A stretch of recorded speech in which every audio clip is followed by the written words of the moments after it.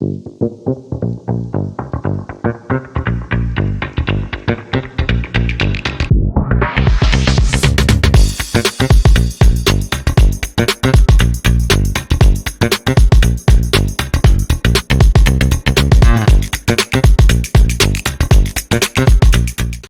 up on today's show, the legend of Joe Flacco continues as the Browns beat the Bears. From Taylor Swift to Marianne Doe, Big Dom, and Sean Stellato, we share our favorite side characters from this NFL season. We talk the Lions trolling Russell Wilson with a future playlist, Cam Newton calling out elite NFL QBs, and we also draft the best burgers in America. All of this and much, much more on this smoke-friendly, burger-filled last podcast before ho-ho-hoing Christmas episode of the Thomahawk Show.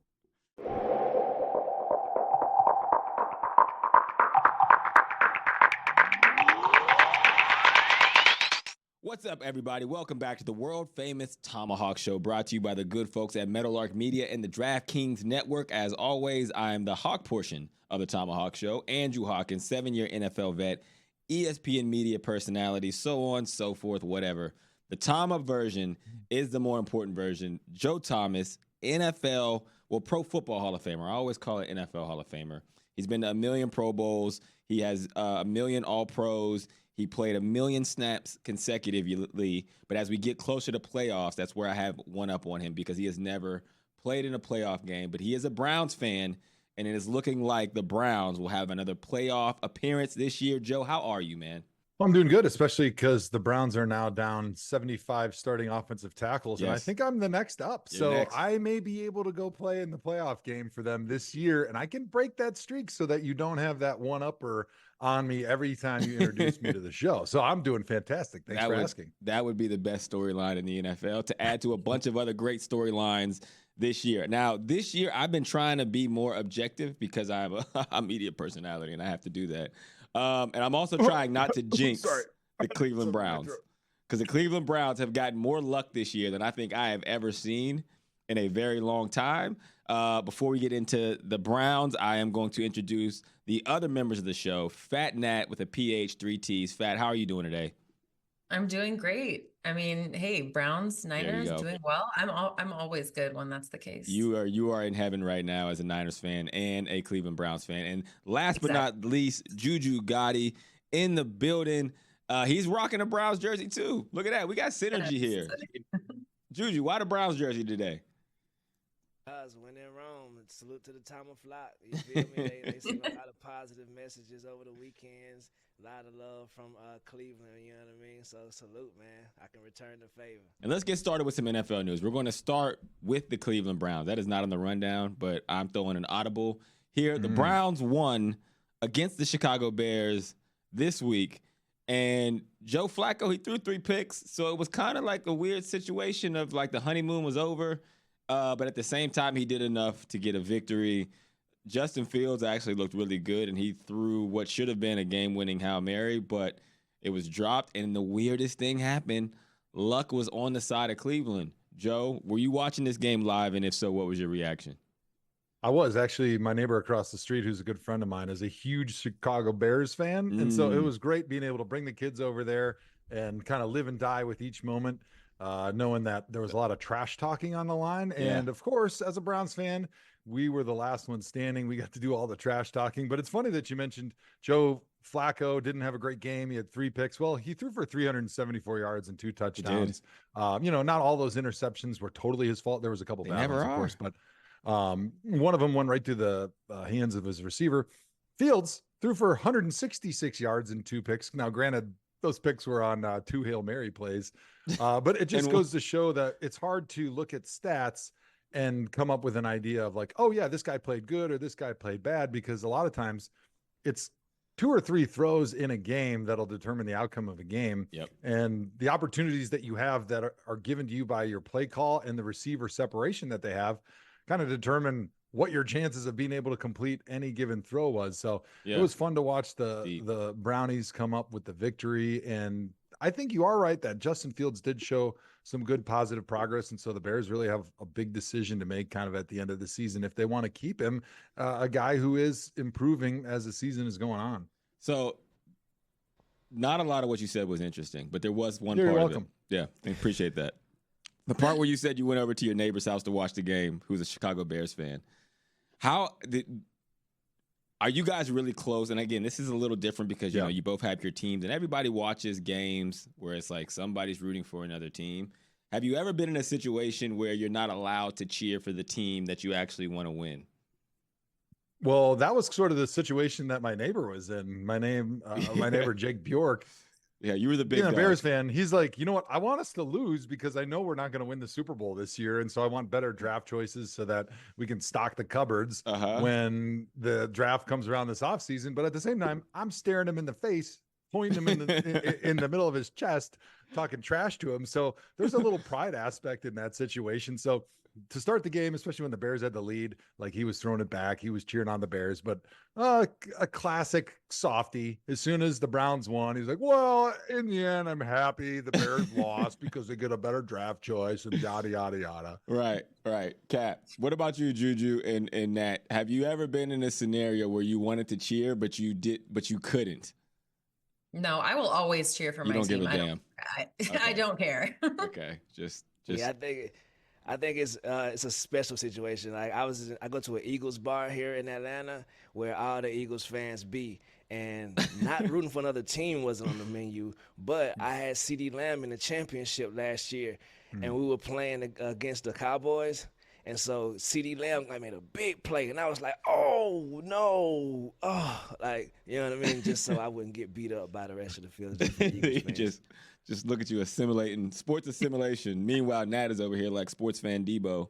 She don't give a damn. There was one time I went to the Chargers and Browns game in L.A., and if you don't know, my son is the biggest Browns fan on earth. I'm not even kidding. Like, his week, just like every Browns fan, is predicated on whether or not the Browns got a W or not. He wears Browns head to toe, socks, shorts, T-shirt, hoodie on game days. Like, the whole day is around it. He stands up, he watches the entire game, and you can see you don't have to watch TV. You can just watch him, and it'll tell you exactly what is going on with the game. So I took him to the Chargers and Browns in L.A., where we lived, and he went with all of his Brown stuff. Well, I know a member of the ownership group for the Chargers, and we got invited to watch the game from the owner's suite. And if people have never watched a game with the owners, it's a little different. It's not just like, oh, this is my team, this is your team. This is business for them. It is very a serious. So I had to explain to my 10-year-old son, yo, you can't just be cheering for the Browns. He couldn't understand. What do you mean? That's who I want to win. I brought this Myles Garrett jersey, and I'm I had to really zero in. So we get in there. First play while we get in there, Myles Garrett gets a sack. And he looks at me like, your dad, I'm not going to make it. And so we were there, for a minute and 35 seconds because he was like, yo, I cannot do this. Get me out. And I'm like, hey, thanks. He got to go to the bathroom. And I had to leave the suite, and we didn't come back because as a Browns fan, he could not sacrifice 7 minutes of not cheering for the Browns. It was really nice that you were able to skew the rundown so that you could name drop the fact that you're friends with the LA Chargers owner. I'm glad that you really took that deviation for us. That really elevated the show. That's Thanks, what you got out of that. He goes, if you've never watched a game in the owner's suite. Yeah, right. Oh yeah, no big deal. That happens with all of us. Joe, the Celtics, they played the Heat in the championship or in some important playoff games. I'm a Celtics fan, and I was in the media situation, so I feel your son. Salute to your son. Yep, you can't cheer in the media box. That's what everyone says. Yeah, if you're part of media, that's different for sure. And that's hard as well. All right, well, speaking of games, there has been a kind of a new development in the NFL where, and I don't feel like this is a concerted effort. I don't think this is on purpose, but there's been character development for people outside the game. And Taylor Swift has been the main character, right? You cannot watch a game that Taylor Swift is at without seeing at least 10 different cutaways to exactly what Taylor Swift's reaction to that is. Other members have been Big Dom for the Eagles has been a character this year. Marion Doe, the Vikings fan turned Chargers fan, was a big part of this season. And most recently, it is Tommy DeVito's agent, Sean Stellato. who is wearing like the old school Italian hats on the sideline. So I guess my question is, where are you guys at as far as like caring? Do you care to see this? Do you think this is a step in the right direction for the league to be almost inserting supporting casts to the game beyond the players? Because I feel weird about it. I'm not gonna lie. I don't care. No, I love it. I think it's fun. I mean, okay, I did say that maybe it's a little excessive showing Taylor Swift like 10 times during the game, but I think it's fun. It gives different storylines to the game. I'm like kind of obsessed with Tommy DeVito's agent and his insanely cool fits he's bringing. Also, like, I remember when that Marion Doe, I think that's what her name is, when she first was shown on the screen, everyone's like, oh my God, she's a plant. She's a plant. This isn't real. Yeah. She's like not doing this for real. And then it kind of turned into something funnier. Like, okay, if this is real, this is hilarious. And like it became a character. It didn't go on too long, which I appreciated. They didn't like overdo it, but I don't know. I like it. It's fun. And also like Big Dom being banned for the rest of the season. Good if call. That's true, like that's crazy. I think that's a great call. What do you think, Juju? Yeah, I like it a lot because it's so many personalities within the football team, you know what I mean? And I think that this can highlight the individuality other than Hard Knocks and stuff you can tune into. But you dating Taylor Swift, hey, you know what I mean? I love it. I like Big Dom. I like Taylor Swift. I like the Tommy DeVito manager. I'm a fan of every single person that come on the screen because it's the NFL usually has Colin Kaepernick issues and other issues, and we usually talking about ending racism. And so this year, I mean, even though racism is very alive and well, at least they can give us a little bit of distraction from time to time from it. I feel it. He was like, hey, man, like, can we get a break from ending racism? I feel you, Juju.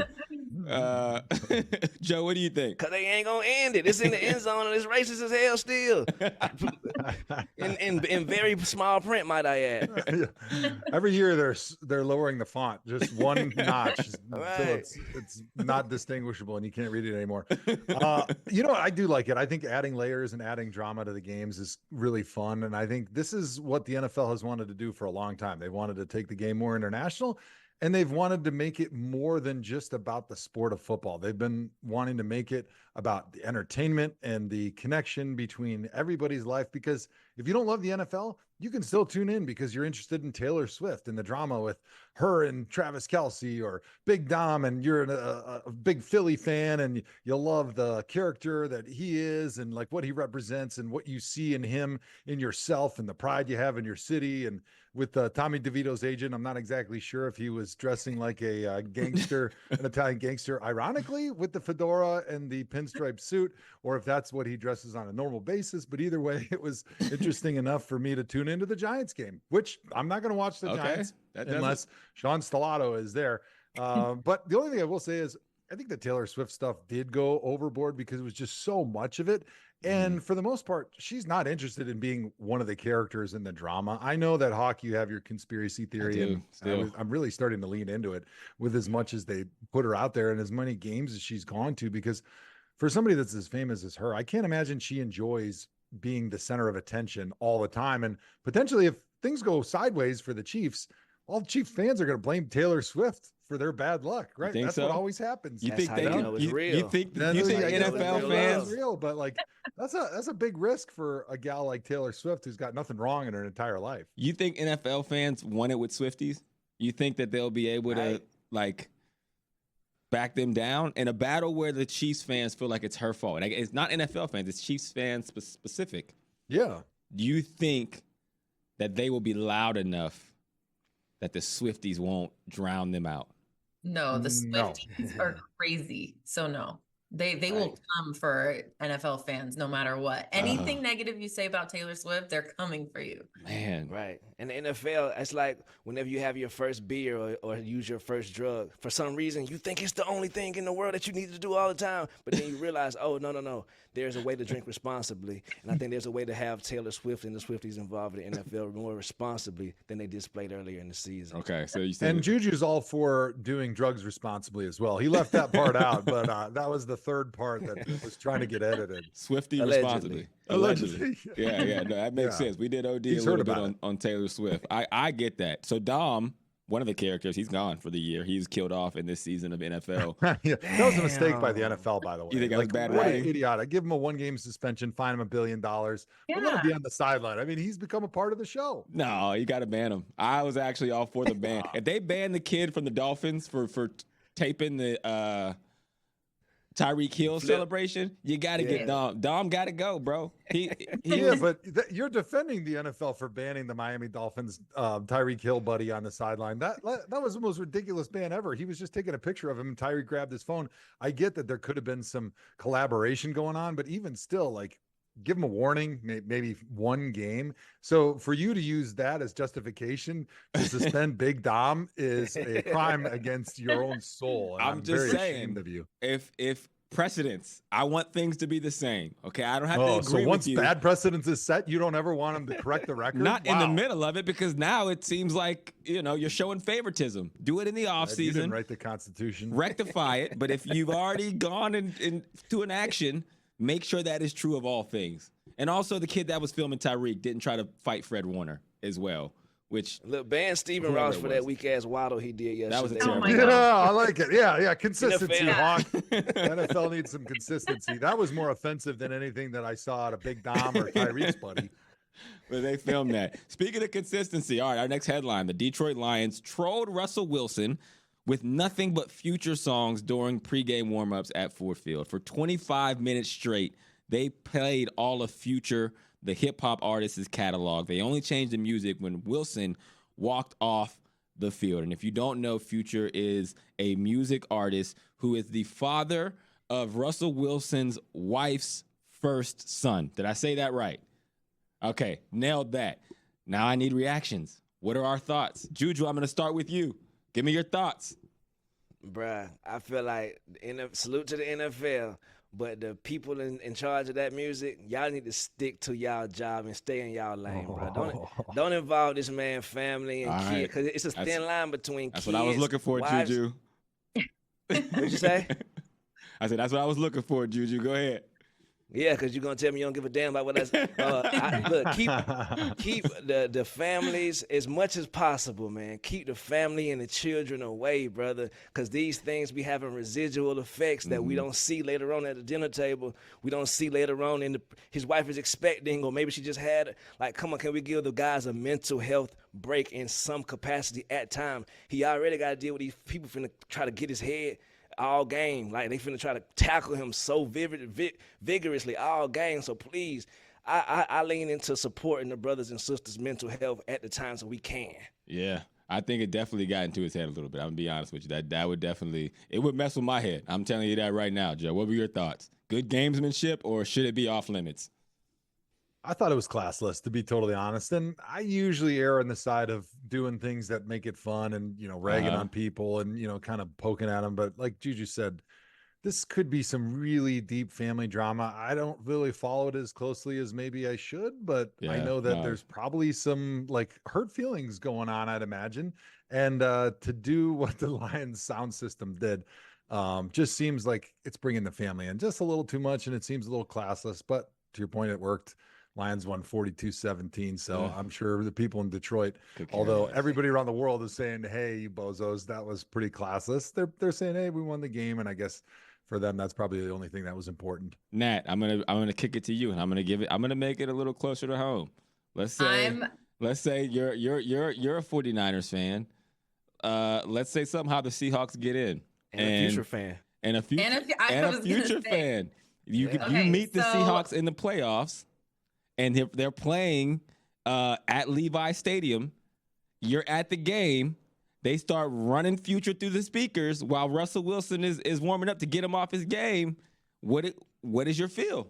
I was gonna say you're handing me my take on a platter, but at the same time, I was already gonna go the opposite of Juju and Joe. Sorry guys, but I thought it was funny. I thought, because Future is such a big artist, like there's no way Russell Wilson does not hear Future like randomly, like listening to him, not choosing to listen to him, but like he hears Future songs. So I don't think this was like too deep. I think it was funny. I think it was like, I don't know. I mean, he probably was able to tune it out. Like maybe they didn't have to play it the entire time he was out there, maybe like a couple songs.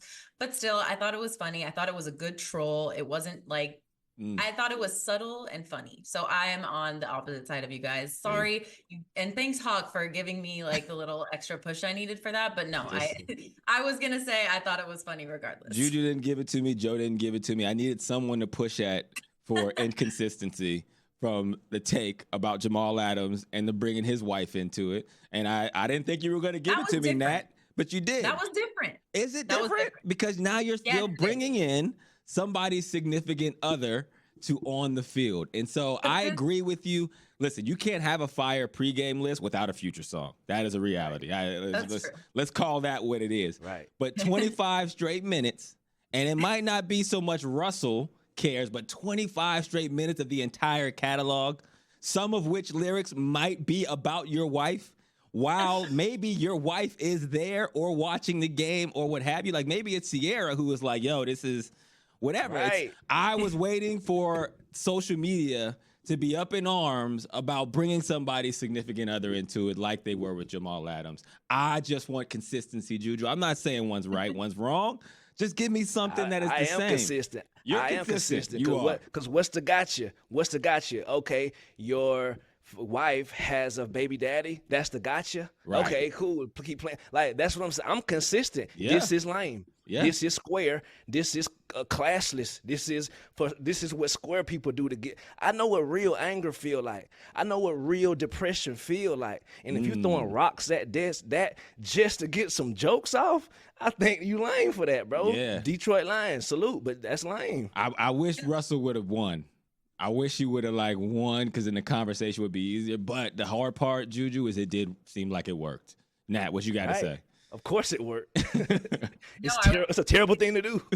I didn't know if obviously they did it to mess with Russ, but were they also doing it to try to go viral and stuff? Because I didn't see it go that viral. Like I saw a couple tweets about it. Yeah. I didn't see too many people talking about it. So if they did it just to get in Russ's head, okay, maybe they did that. But if they did it to try to make a statement or go viral, I didn't see that be as successful. So maybe it wasn't as panned out how they wanted it to. Yeah. I don't know. I ultimately probably the win was what they looked for. And at least to get Russ off his game, which they did. And we're actually double back into there because he was getting reamed by Sean Payton. And that's another topic that we got to dig into when we come back after a quick break right here on the Thomahawk Show.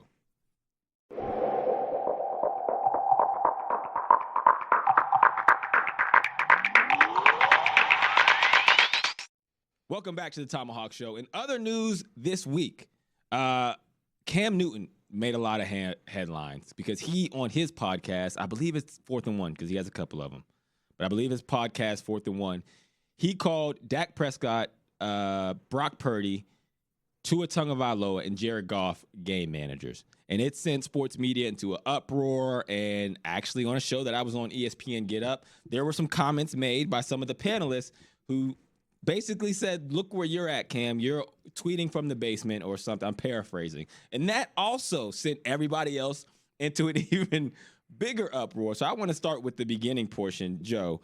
Do you agree with Cam Newton's take that the quarterbacks that I mentioned are game managers and not game changers in the way that he described it? He later clarified his comments, and then he said that Tom Brady, Peyton Manning were also game managers, and that's not a bad thing. But I do think there was a little tone to it in the first one, and then also if Tom Brady's a game manager, do you want to be a game changer? I don't know. Joe, what is your opinion?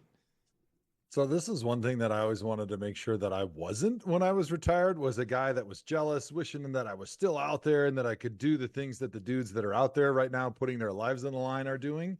And to me, it just seems like Cam Newton is just jealous of all those guys because he wants to play in the NFL. He doesn't have the skill because of injury and because he's getting older anymore. And it just seems classless like some of the other stuff. And it seems like it's below him. I think he's going to be remembered as less of a great player because he was truly a fantastic player. If he's just going to be sitting on the sidelines now in retirement, trying to take shots at all these good quarterbacks in the NFL. And I say good for a reason. I think they're better than game managers, right? To me, a game manager is just a replaceable quarterback. Those guys are not easily replaceable, but they're not top 5 quarterbacks in the NFL. So if he would have dissected the minutia a little bit more, I think it would have been easy to understand what he was trying to say, but it just sounds like sour grapes the way he placed it. I think like when his rebuttal, because it really took off. I don't know if you've seen any of the reaction, and I was surprised because everybody kind of came to Cam Newton's defense. Really? Once people started talking about it, and again, that might even be some more under-rooted issues just in sports media in general, because they all seem to rally at I think Kimberly Martin, who was on ESPN, was the person who kind of gave a very similar take to you, and she said it felt like he was jealous in respect, and they were like, oh, respect Cam Newton, he's an MVP, and all those things are true, and I actually agree with some of Cam's take. I think the tone was off, to your point, Joe, and he later explained it a lot better, but I was surprised that the reaction was not so much pointing out the bias of someone who was still trying to play in the league, and that might not have been the impetus of what he was saying, but it is a part of it. It's the same reason why I don't want to hear David Carr's analysis on Derek Carr. It's so very clear, like you have a bias. Or even, our guy RG3, whenever he gives an incredible quarterback analysis, then he ends it with, you should sign me. It's always like, well, now I don't want it. Now I don't feel like I could take what you said at face value, Yeah, I think the most important part of this is the narrative of the word game, or the words game manager, whatever that means to you. I think that the same way the word woke has been, the narrative has changed. Now people say, oh, you're a woke, when it just means you're abreast. Like it just means that you understand. So some people have a meaning to game manager. I don't know if Cam Newton meant the same way as the derogatory meaning of game manager, like he cleared up later on. And I think he also takes exception to where, if you're going to attack his takes, don't mention what he has on. Don't mention his lederhosen. Don't mention, no matter how ridiculous it is. I know, it's the trick. Do not mention his clothes, because then you are actually doing the thing that's not acceptable. But for him to be the experienced guy he is, for him to be the Heisman Trophy winner, national champion, I think he might have been. I know that he went to the Super Bowl with the Panthers, had a long career. I think if he's allowed to have his own show and talk about football, it shouldn't make people up in arms and too crazy, because he just has a show to talk about football, and he's actually done the football. So he's qualified to talk football. And if his definition of game manager is different than everyone else's, especially because he put the respect on Tom Brady's name, he put the respect on Brock Purdy's name. He just said, hey, I don't see them necessarily doing cartwheels and flicking it like Patrick Mahomes do to win the game. And they're surrounded by incredible talent all over the board. I think that his definition of game manager may have been misconstrued, and I think that's why he's getting the vitriol right now. What do you think, Nat? Yeah, no, I was going to say Juju took the words out of my mouth. I think that the way he came at it in the beginning was, he definitely retracted kind of the way he said it. He changed his tone for sure. But yeah, he totally changed his tone, and it was obvious. But at the same time, clearly that's what his opinion is. And again, I don't think he's too wrong there. With the players he named, sure. They are not the Patrick Mahomes, or, I guess you can say those types of players, but he's not super wrong on that take, but he changed the way he said it. And also I think people went a little too crazy.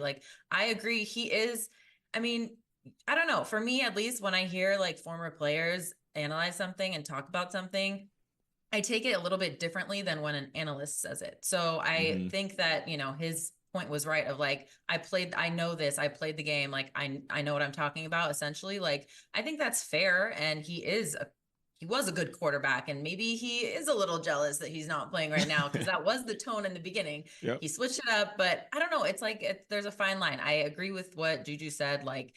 Maybe he has his own definition of it, and I don't think his take was so blasphemous, but yeah, I don't know. People came really hard at him, and we all know how Cam Newton dresses, how he types. Why are we bringing that into it? I don't know why.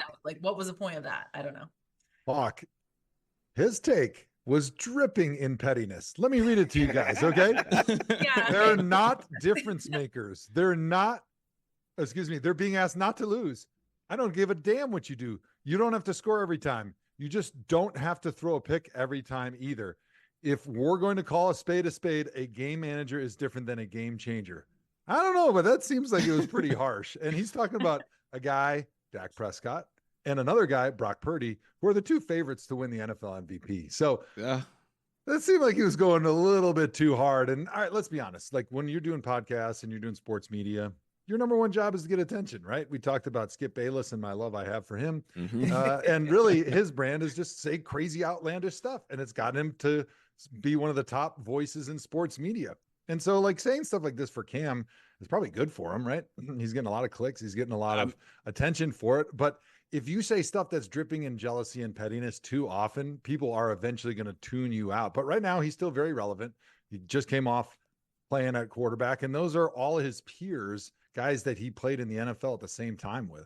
Yeah, I feel this like semi the same way. He did clean it up. Like the second version was definitely a cleaner version. I'm always just surprised on social media what people give a damn about. It always feels so fake. Because I'm old enough to remember like a year ago when everybody was killing Cam Newton for no reason. And then this came out and somebody continued that trend. And then it was like, oh, how dare you talk about Cam Newton? And it was like, you know, he has a right for a podcast. Everybody has a right to a podcast or a perspective or an opinion. I don't think we're saying that. I'm just always shocked at what people decide to make a movement out of. And this felt like one of those things where I just couldn't put my hand on it, couldn't put my finger on it. And I was like kind of in the middle of it too, because I was on the show and I'm like, are people talking about me? Because I agree with his take on the show.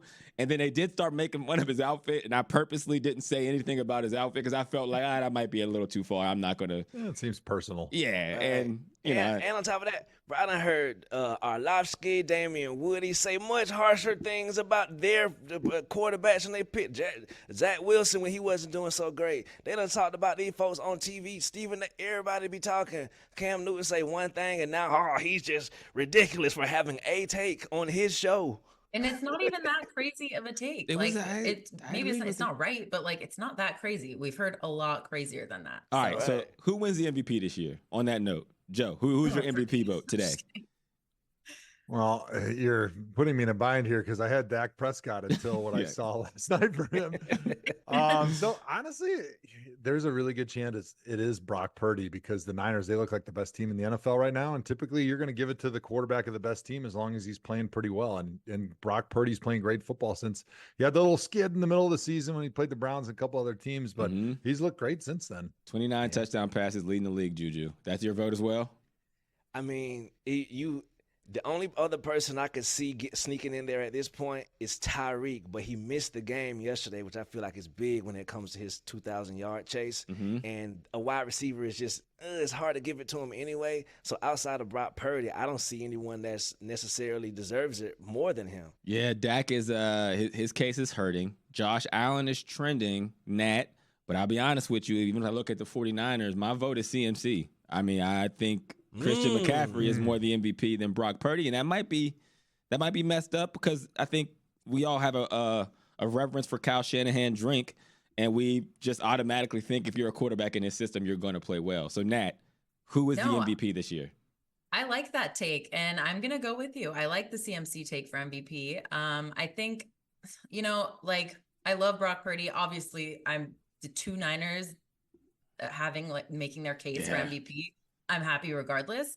But I mean, I love Brock and I think he's a great quarterback. But at the same time, people have been saying, and they're not wrong, he has all the weapons that he could ask for around him. CMC being one of those weapons, and he has been unreal this season, and I think he deserves MVP. I want to change my vote. I just remember something. I think the MVP is Justin Herbert, brother, because the Chargers look so crazy without him. I don't know. Maybe I'm doing some faulty math. Yeah. But if that's how they look without that, brother. I think you're confusing MVP with Nobel Peace Prize. For him that's it. Yeah. For him having to withstand that. So Brandon Staley is out as the head coach of the Chargers. We're at that season. Coaches are about to start to get fired. One of those coaches that people were talking about is Bill Belichick being fired after the season. We got about a minute left here, Joe. Do you think that it's right for Bill Belichick to be fired, or should he be able to write his own ticket? So I don't think he'll be fired. I think there'll be some type of mutual understanding. And I do think that for both sides. I think it's time for a fresh start in New England, and I think it's time for a fresh start for Bill Belichick. Like, he's been there forever, and I think he's just frustrated with everybody in the building, and he wants to go coach a player at quarterback that has a chance to win him a Super Bowl. That's Justin Herbert. So it just makes sense that he's going to want to go out and coach the Chargers. You think he goes to the Chargers? Nat, what do you think about Bill Belichick? Should he have the right to stay for as long as he wants? Honestly, kind of. Yeah, I think agree. so. I mean, I don't think he's going to get fired like that. Like you said, it's probably going to be some mutual understanding, but I think that he, at this point, he's basically New England royalty, and he should be able to have his own say in his exit. I agree. Juju, give me your perspective. In my opinion is, what is the point of being the best if you're going to get treated like everybody else? Right. Look, try to beat Don Shula's record, brother. I think he's a couple in the teens away from Don Shula's record. Get that record and then start looking at the south of France, Saint-Tropez, Montego Bay, brother. You have gave us we thank you for your service, Bill Belichick. You don't need to prove nothing else to us, man. Go enjoy your life and your grandkids, man. Find you a lady, man. Salute, man. Nothing screams south of France like Bill Belichick and cutoff hoodies. We're going to take a quick break. You could join me in the European League of Football. There you go. Coach, there's a team in Paris. Tell he could him live you in the gotta- south of France and just take his private jet to practice every day. Tell him you have a receiver coach spot open for Bill Belichick there in Germany. We're going to take a break, and when we come back, we'll get into some more NFL news.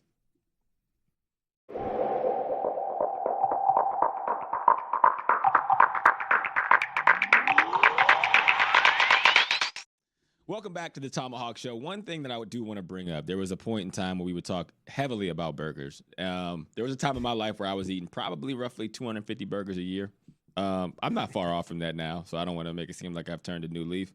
But, Joe, you always talked about Culver's fast food burger. Recently, one opened up around the corner from where I live. I got to say it's fire. I got to say it scared us.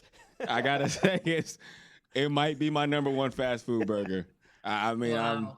I'm there. And we might, you know what, let's just do an impromptu fast food burger draft really quick. 3 rounds.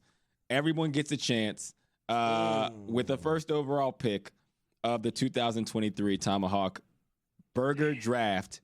Fat Nat, you're on the clock with the first overall pick. In and out immediately. That's the first pick. Off the board, in and out. People say it's overrated, Nat. Who causes the draft board to the number one pick goes to now? Like, I mean, Hey, I'm the first lady, okay? First lady. She gets the first pick. All right. So with the second overall pick, Juju, of the 2023 Burger Tomahawk Draft, who you got? 5 damn guys. Oh, goodness. All right. I don't mind that. Joe, I'll give you the third pick. Who you got? And you know who my pick is going to be, so I'm hoping you're not going to step on my toes there. No, you're safe. You notice how with the burger draft, this is our first draft where people have just said the name of the franchise and they've just said no supporting details whatsoever. And almost none are needed because everyone's like, oh yeah, In and Out. I love that burger. That's really good. 5 guys. Ooh, I like their peanuts and their French fries. They're fried in peanut oil. They're delightful.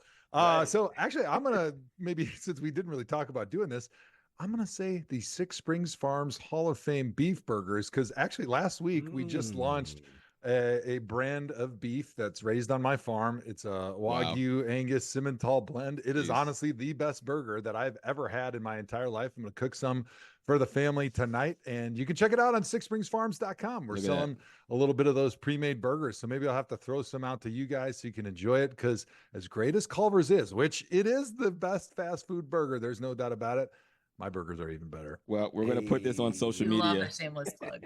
We're going to put it on social media, and we're going to vote. So clearly no one's going to have had that burger, and it's going to lose. So all my family and friends are going to stampede the rest of the Tomahawk and vote for me as the champion. Shameless plug. You talk about Taylor Swift, and you are the exact same person as the NFL. All right. My first round pick is Culver's. I said that it is a fire burger, Joe. You were completely right. For years, I called you a stupid SOB, and that is not the case. Still do. I still do. That won't change, but the burger is good. All right, second round, Nat. Who you got? I'm going to go with Shake Shack next. Ooh, you're very LA with it. That's very solid. Shake Shack I and do like In-N-Out. In-N-Out way more than Shake Shack, but Shake Shack is a good second. All right. That's very LA of you. All right, who you got? We gotta link up, Nat. We gotta link up and hit the street. Me and you are like-minded individuals. I know, we have to. All right. You feel me? I'm gonna just go with the reggae Carl's Jr. You feel me? Carl's Salute Jr. to Carl. And Hardy. Salute to both of them guys. You can't. Is that the same company, or did you just throw a third rounder in there on accident? I think they're the same. Carl's Jr. and Hardy's. Okay. I think They that's are. Carl's Jr. on It's the like West the Coast. rallies and the checkers situation. All right, Yeah. got you. It's regional. All right, Carl's Jr. I don't know if I've ever had a Carl's Jr. burger, so I can't really say. But Joe, second round pick, who you got?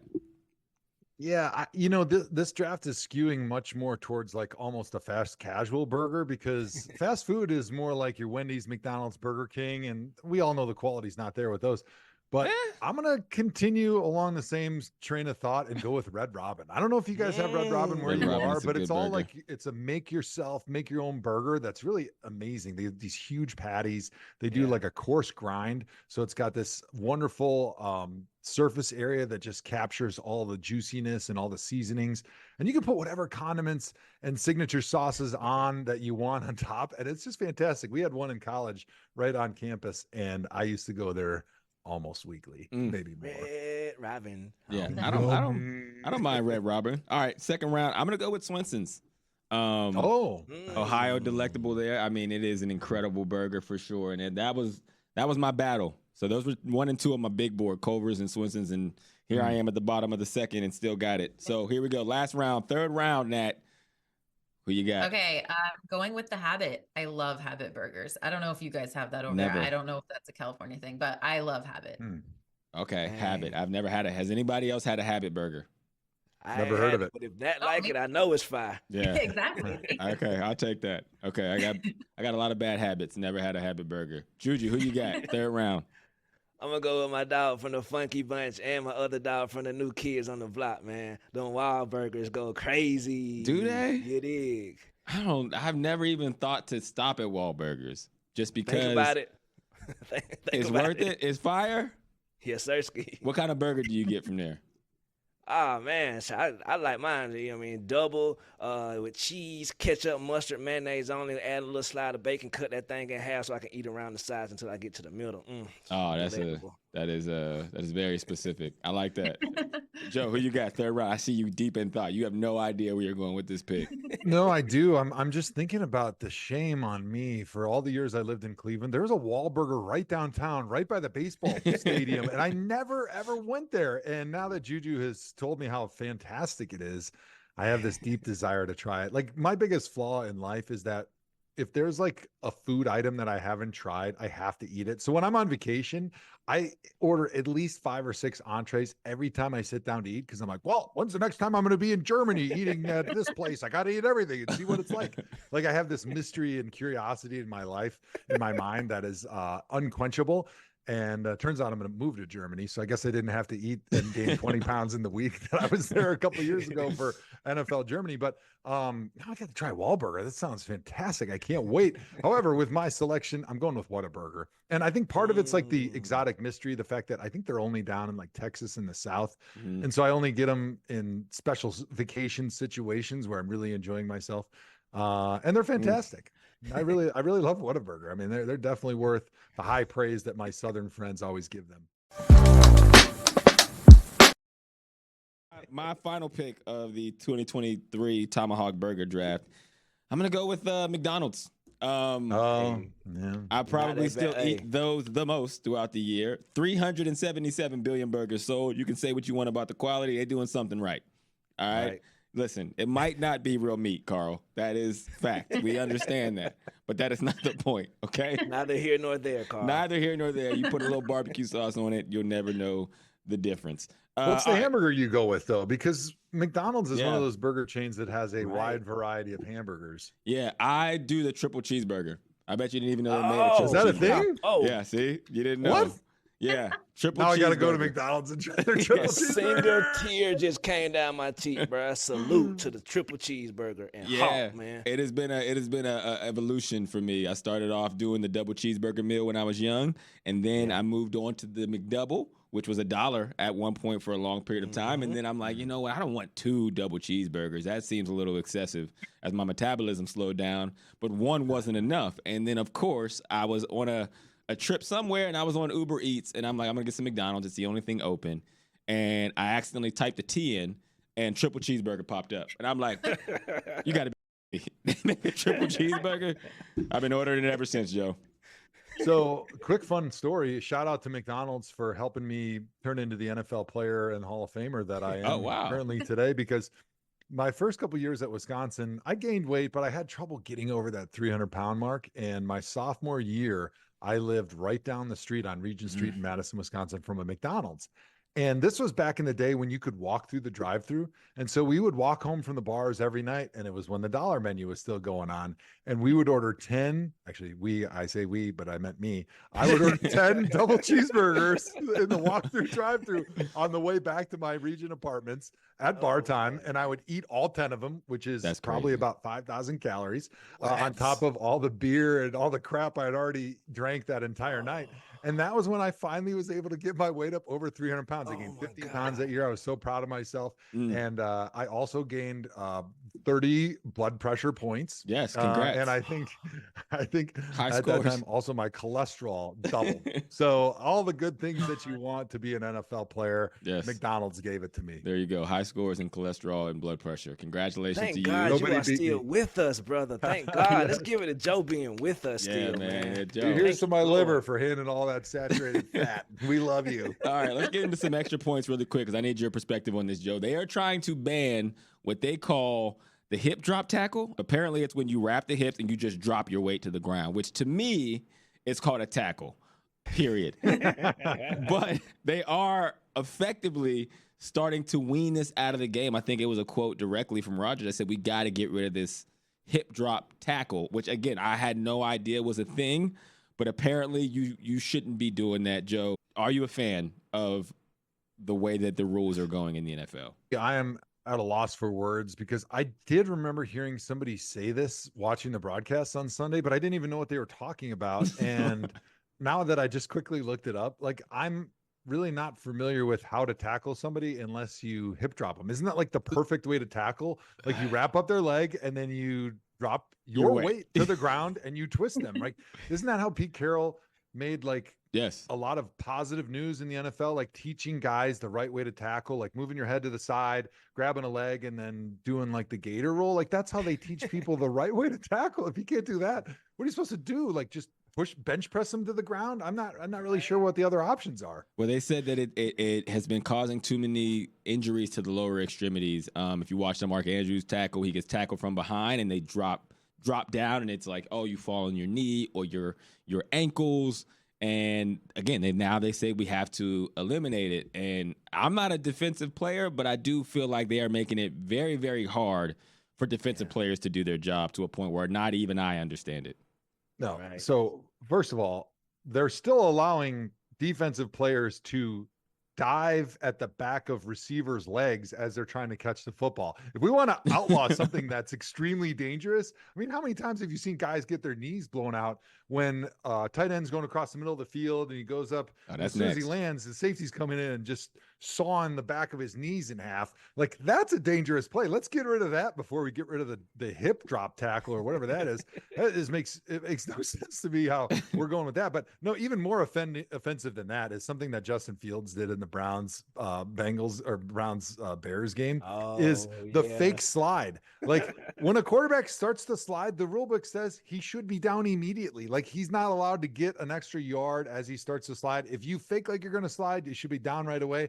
I hate that the slide has become weaponized by quarterbacks in the NFL, and the fake, like I'm going to step out of bounds, because everybody knows how we're trying to take care of these quarterbacks. And I think that's a good thing, but we shouldn't allow the quarterbacks to do these fake maneuvers like they're giving themselves up only to try to gain extra yards. I love it. No fakes, no tackles in the NFL. Let's do away with all of it, man. Let's just everyone score every play, nobody get hit, and nothing bad ever happens to anybody. But yet we got rid of the Pro Bowl. That's what the Pro Bowl was. That's what we want. It seems like that's the direction we're going, but yet we still canceled it. Look at that. And yet guys still mark out punts out of bounds just by running down there. It was here. Yeah, isn't that amazing? It looks about right. All right, well, that doesn't computer chips in the footballs, but yet when the ball goes out of bounds, you just got a bozo that has no angle just running up there, acting like he's waddling up down the sideline like Jalen Waddle and Stephen Ross. And, oh, yeah, it's right about here. That sounds about right. I know some people from my neighborhood that eyeball perp the same way. That does it for this episode of the Tomahawk Show. We thank you to the Tomahawk for showing up as always. We'll be back next week. Actually, we'll be back next week. It's unlikely. No, It's Nat's episode birthday. We're all going to be celebrating next week. Hey. Happy holidays to everyone, whatever you celebrate, especially what we celebrate here, which is Fat Nat's birthday. Happy early birthday to Fat Nat. We will see you all when we see you all. Till next time, Joe, take us out. Joe, hawk yourself.